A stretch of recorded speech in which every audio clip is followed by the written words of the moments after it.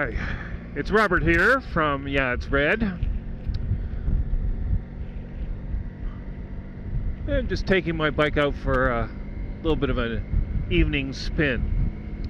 And while I'm doing so, I thought I'd chat a bit about the ST1100. Now, some of you are probably doing a search and you came across my channel and wondering, what's this bike about? Well, the ST1100 was produced from 1990 to 2002. It was designed in Europe, mostly geared to that crowd, and there it was called a Pan-European. And in North America, it is referred to as the ST1100, the sport touring bike. It was designed from the ground up. The motor is specific to this beast. It's a V4, 1100, just under 1100 cc's, shaft drive, and it's meant for the long haul.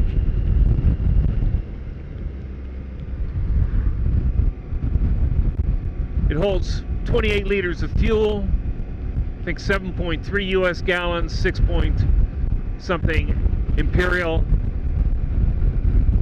It gets about between 48 and 53 miles to the Imperial gallon.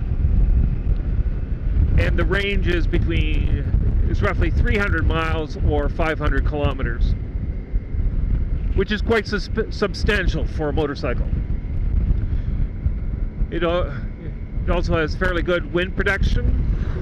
You can choose the type of windshield you'd like. I have a bit of an oversized one. I have over-the-mirror wind covers and some need wind deflectors as well. This was optional equipment. The bike I'm currently riding is a 1997 ABS traction control. That was the top of the line model, the ABS traction control. And this is generation 2.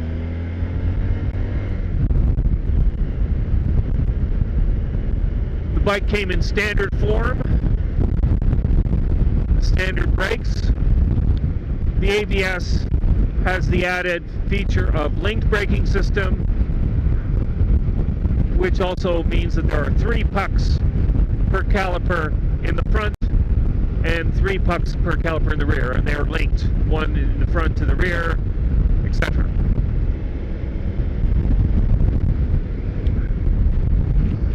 Normal dials, got speedo, fuel gauge, temperature gauge, tachometer, and a clock.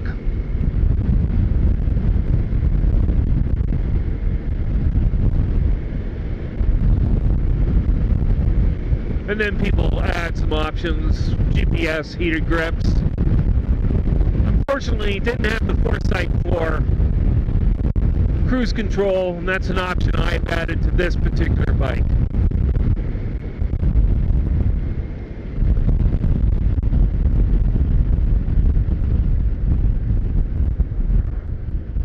The bike is equipped with panniers. I think it's 45 liters per bag.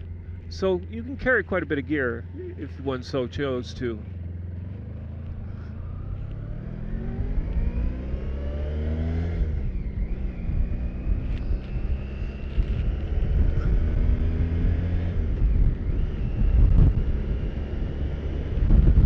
I will go over more of the features later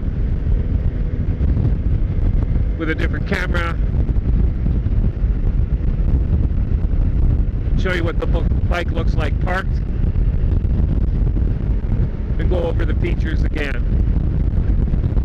If you're looking for one now in 2018, you will find a number on Craigslist or Kijiji ranging in price from, I've seen them as low as $1,100 up to $5,000. The $5,000 mark's a bit high in my mind. A good representation of this bike in good quality order, and after post 1996, that's the one the models after 1996 are more desirable because they have a higher output alternator. You should be able to acquire one around the $3,000 mark.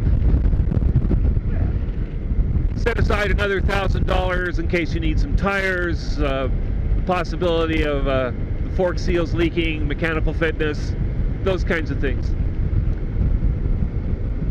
Don't worry too much about the mileage. These bikes are been used for iron butt rallies, cross-country travels, and you will easily find them with high mileage. They're approximately like 100,000 to 160,000 kilometers, or anywhere between 70,000 to 150,000 miles. Don't be too scared off about that.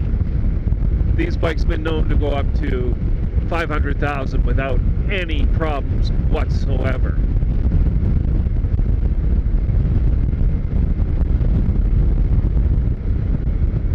The other thing about these bikes is the demographics tend to be people from 40 to 70 years of age, and they're more apt to take care of the bike, so you will probably find a bike that has been well maintained, serviced regularly,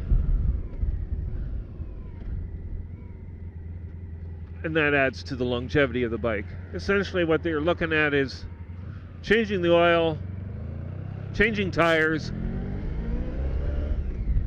making sure the rear spline is greased, the oil has been changed frequently. You just add gas and go. There are a few areas of issues, electrical, that are some gremlins, and those are mostly with the bikes that were manufactured from 1990 to 95.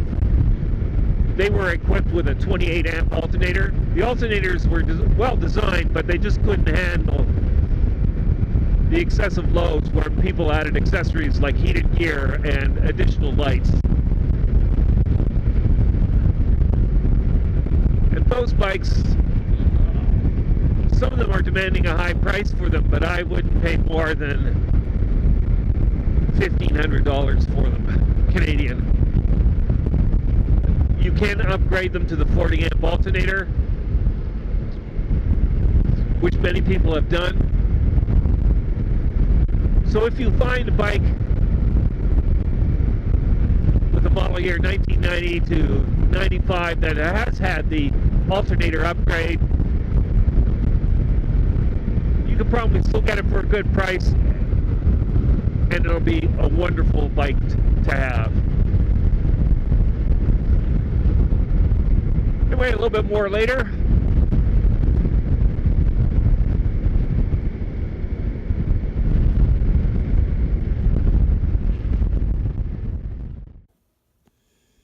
Anyway, so you can see there's a lot of plastic. It's all covered. It doesn't show too much of the engine. There we have the engine there. And down here is the 3-puck per caliper on the ST1100 equipped with ABS and traction control. The panniers, they slide on and off fairly easily. This one I have a Corbin seat on, which I have recovered. A lot of people put on aftermarket seats. Corbin is one of them. I've made this one out of red leather.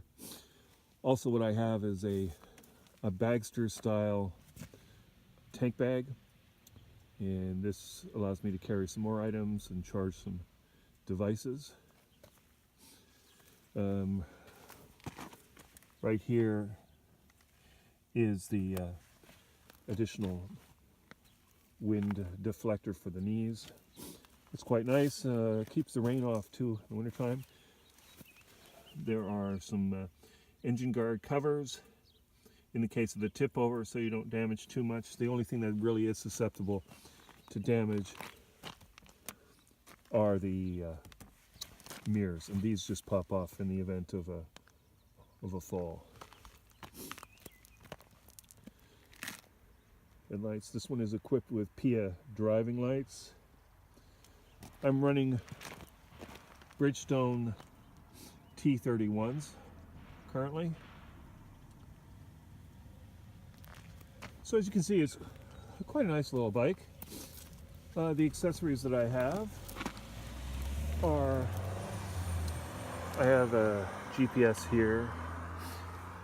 Down here I have a voltage meter, so monitor my charging system. On this side as well, you have buttons to turn on and off the traction control if you so desire, the ABS TCS warning light. I've added 4-way flashers and a cigarette lighter for accessories. I have an aftermarket Oxford heated grips. Excellent. And I also have a connector for heated gear. And here is the dash. This is a replacement one. So there's another 63,000 miles added to this. So I have about 106,000 miles on this particular vehicle.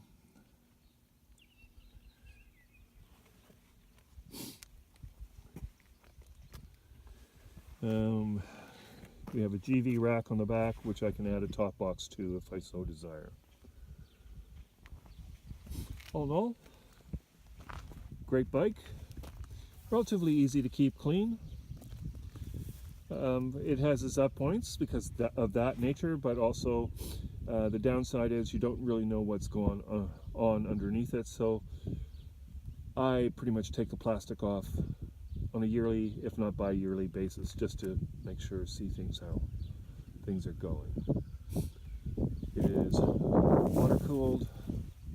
There you see the oil filler cap. And all in all, a rather nice machine, even to this date.